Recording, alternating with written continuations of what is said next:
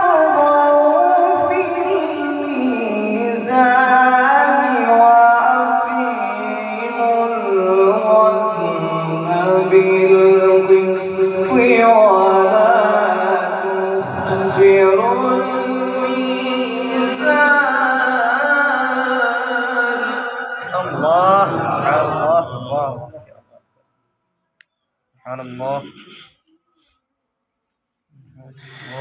ألا تطغوا في الميزان.